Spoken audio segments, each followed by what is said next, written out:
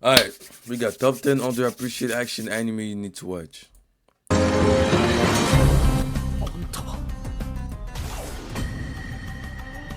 We all love action anime here. However, I do think it's good to be able to switch it up a bit once in a while. Instead of going through the more popular stuff, Yeah, I started watching Bleach again.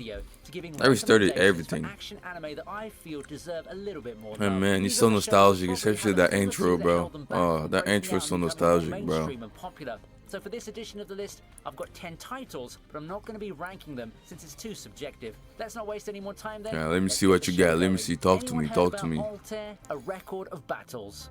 いつかわかるさ。私は戦争が好きなわけじゃない。わけないじゃん。わけじゃない。願う一人の愛国者なだけだ。 In a season that's relatively tame, I mean, we've got Made in Abyss, Gamers, Classroom of the Elite, and Gurui, but not much that became too mainstream. One show that still managed to get buried underneath all of them is Altair, a record of battles. However, it's quite easy to see why. It seems that military-themed anime just isn't something that becomes too mainstream. It's probably a strategic like anime. I know this type of anime where they use their smart. On the other hand, actually sets its Yeah, focus on I was something right. that we This is don't see too often in strategic military anime. The behind the scenes, the tactics, the Exactly. economics, Yep, the I was politics right. behind it all. It's something that people don't seem too receptive to, but nonetheless it's interesting. Definitely not something you'd see every day in the realm of historical fiction. It's more a tactical approach to the whole idea of warfare, and if you're someone who's up for a different take to the military and war genres, following the adventures of Two Grill Mahmoud could be something that you could try.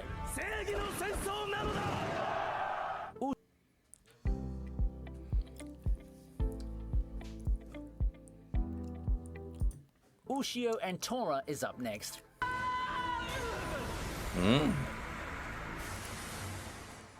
We've been used to seeing a lot of old classics being What kind of reimagined and animation is that? modernized these days, but it seems as if they weren't as common back then.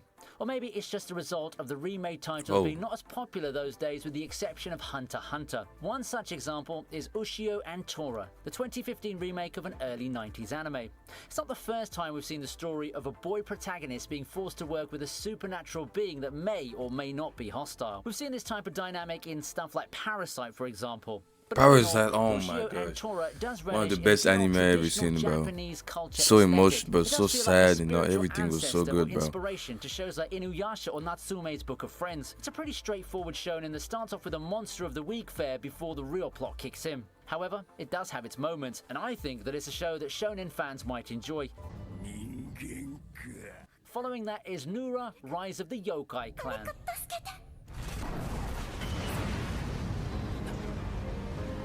Rise of the Yokai Clan. I already know it. I already watch it. I watch every, like, because there's a lot of different, like, I don't know how to explain, but oh my gosh, he's so good, bro. There's a series where his father is in there, there's a series where his grandfather is in there, there's a series where he is, that's crazy. It was a really good one, I love it. And the existence of the Nura clan. And trust me, there's a lot of them in the 2 seasons of the show's run. The show is a great watch, but one major thing I can say that holds it back is how it ends on a major cliffhanger with no anime continuation in sight. It means that you just have to jump off and go read the manga at some point, but you know what, the journey's worth it in my opinion. His father right there. Karakuri Circus follows, and it's another show you might enjoy. Somehow, we find ourselves back to Kazuhiro Fujita. If you did your googling in the middle of the video, you'll know that this guy is the creator of Ushio and Tora, which we just featured a few moments ago. Just like the other title, Karakuri Circus brings a lot of the old school violence and the vibrant expressions that the creator's known for. Instead of going down the supernatural route, Karakuri Circus takes a more modern approach, instead integrating its battles with dolls and puppets, giving a distinct style that blends battle shonen with a mild science vibe. Probably something like Unbreakable Machine Doll, yet another show that got buried in the hype of seasonal counterparts, and in this case, predominantly Kill la Kill. The adaptation got mixed to mostly negative reactions from the fans, which could be a huge reason as to why it got buried in the blockbuster season featuring Bunny Girl Senpai, Goblin Slayer, Slime, Alicization, and Zombie Yeah, of course it was gonna get buried. Yeah, no chance. Popularity, Karakuri Circus ended up being one of the enjoyable side watches that I did have at that time. It's a side watch for a reason though. but I did have fun with it in spite of them cutting he a had lot no of stuff chance, from the bro. manga. What I feel is a very strong It was, anime, bro, even taking it was the made up change for to cut failure. content into account, is the ambition of Oda Nobunaga. Understandably, the idea of gender-bent historical I know that I figures watched in it an already. anime series raises some eyebrows. Yeah, there's Bro, I've fate. been watching a But lot of these anime, types of huh? shows typically ended up leaving Bro. no cultural footprint at all, being relegated to I watched that like fan 2 years service ago fest, as well. which pivots into the reputation these gender-bent shows got generalized into. The ambition of Oda Yeah, the Nobunaga MC ended up is a falling in show love that with her does and little shit. to disprove that stereotype. It actively relishes in the sexy, has a pervy main character in an isekai before the genre boomed and those tropes became scrutinized, and has a pretty pragmatic approach in adapting source material. But deep within all of that is a diamond in the rough. You see, while Nobunaga does play around with the fan service, it also contains a pretty engaging story about both warfare, history, and the budding relationship between our protagonist and the gender-bent warlords of the Sengoku era. The last arc, the one with the most changes from the source material, in fact feels better to see in what the anime there's a did lot of due fan to the service in payoff that one. and the climactic feel it gives in terms of the hero's relationship with Nobunaga and the gang. Still, it's got that curse of having an insane cliffhanger ending. Plus, it aired in the same season as the first SAO, so it's a case of wrong place, wrong time. Not that it would explode in popularity in a weaker season given its genre and the amount of relatively tamer fan service compared to actual ecchi shows.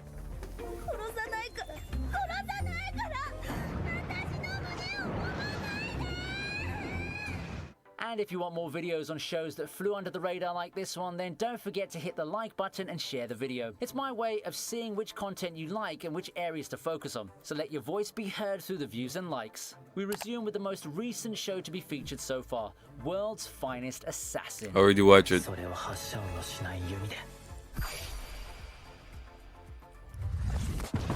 Pretty good anime as well.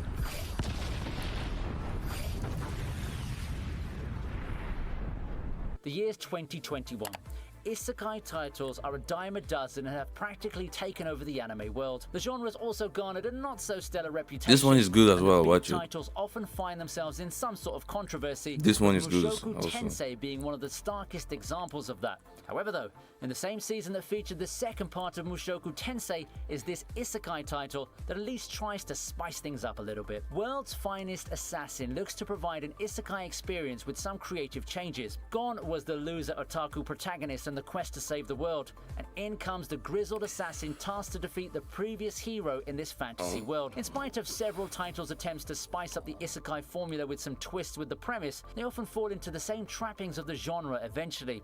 For World's Finest Assassin, I think it succeeds in skirting those trappings, well, to some extent. Sure, you've got the controversial themes, the betrayed, cynical protag trope, and overpowered protagonist, the harem atmosphere, but they're all done in a less upfront and more muted way than a lot of isekai. It becomes even more amazing when you recall that the guy behind this is the one who made the mimetic redo of Hina. Oh my Compared to the gosh. latter, this thing's a masterpiece, and the same could be said when putting it alongside half the random isekai titles out there. Same could be said when putting it alongside half the random Watch it, watch it. I watch it. I didn't watch this one. What is this? So I'm a spider, so what? He got reincarnated as a spider? Really? Hold on, bro. Hold on. Let me, Hassan. I need to do some research, you feel me? So let me take a picture of that one first. Let me take a picture of that one. isekai titles out there. Now, if you wonder what other creators have been up to, I present to you Ida 10 Deities.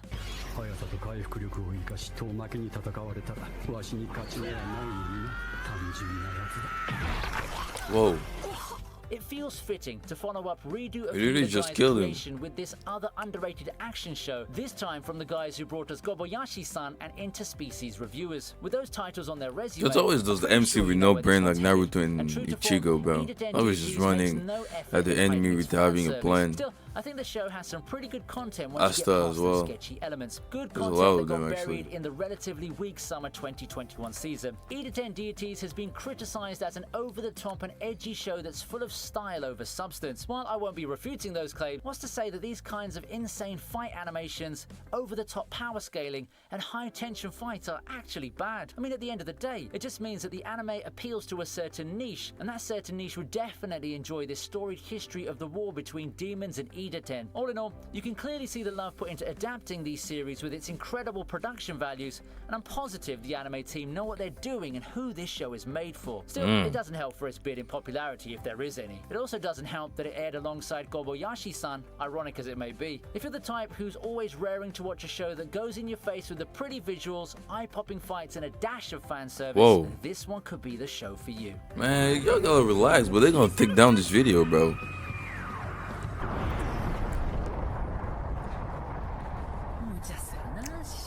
However, if you're up for the more artistic side of things in the traditional sense, perhaps you can try Vampire in the Garden.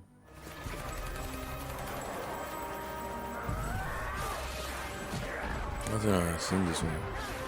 I never seen this. Is something that I've often criticized in my videos. I don't have empirical data for this, but I really think that one of the best things when watching anime is the weekly wait and the community discussions that come with it. Immediately dumping stuff in one go for a binge model may be appealing for some, but come on. Have you ever seen engagement for something like Stone Ocean? Vampire in the Garden, I feel, falls victim to the same model, because I do feel that the show has what it takes to be a cult classic. Vampire in the Garden's strongest suit comes in its production values. With Studio Wit and IG at the helm, not much is to be expected, and the art really shows. It comes with an engaging story that, while isn't unique, does the job well enough without being too dragging or too short. Of course, Vampire in the Garden caps at being cult classic level, never breaking the glass ceiling of being a mainstream anime. The overall vibes, the not so unique premise, and all that makes it something that feels like it's better done as a movie. That doesn't sound bad by any means, and if you want a title to relive the good old medieval fantasy era of the 2000s, then you should definitely check it out.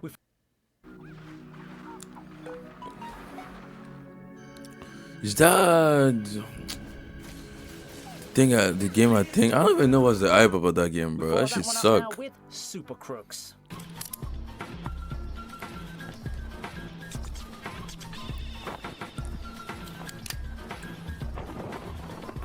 Of course, we lead a Netflix title into another one, don't we? Super Crooks, released in late 2021, looks to provide the anime medium a representative for the edgy superhero-like titles that the West always had in its pocket. The superhero genre isn't new to anime by any means. There's really something unique in the overall feel that Super Crooks gives. Then again, it's a series by the guy from Marvel who brought us things like Kick-Ass. So everything makes much more sense now. Super Crooks takes us to a vibrant world of superheroes and supervillains. Hardly a unique premise, I know, but I found myself growing endeared to the characters as the show went on. They're charismatic in their own ways, and their dynamic together is a joy to watch. They really fit so well in this world that the creator came up with, and the same goes for their role in this story that quickly rushes into full throttle. I really enjoyed this show. It's not groundbreaking in terms of anti-hero / superhero shows or high shows. Even he's the main character, bro. A different flavor to it, if you will. Something he's just meant to be story at the same time. So well in anime form.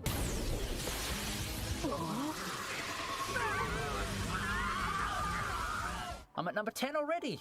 All right, then let's end it with Rage of Bahamut Genesis. I heard that before.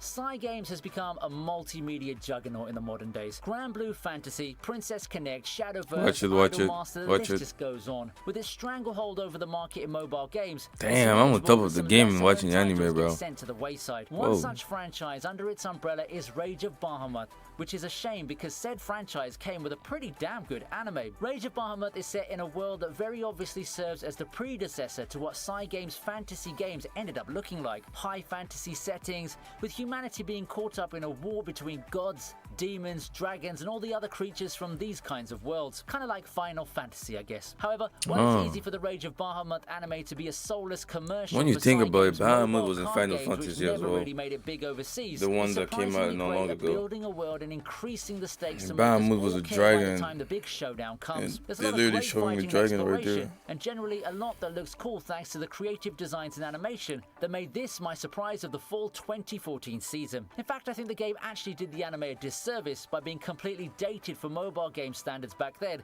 closing off potential avenues for the Rage of Bahamut franchise to become more mainstream. Thanks to that, most people probably only have one passing knowledge of Rage of Bahamut thanks to Shadowverse and Grand Blue Universe, but the original Cygames IP, the granddaddy of them all if you will, has a really great anime that a lot of people seem to have missed out on.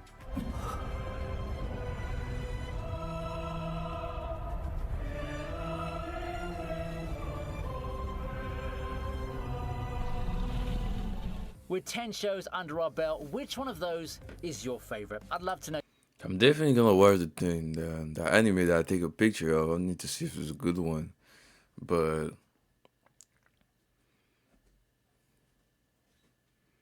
Assassin, I already watched it. I don't think I'm gonna watch it again. But I watched the majority of them actually. But this one, the first, actually it was the first one, huh? Yeah, the first. Now the second one, this one, I might watch it. Yeah, this one I might watch it. You got my interest.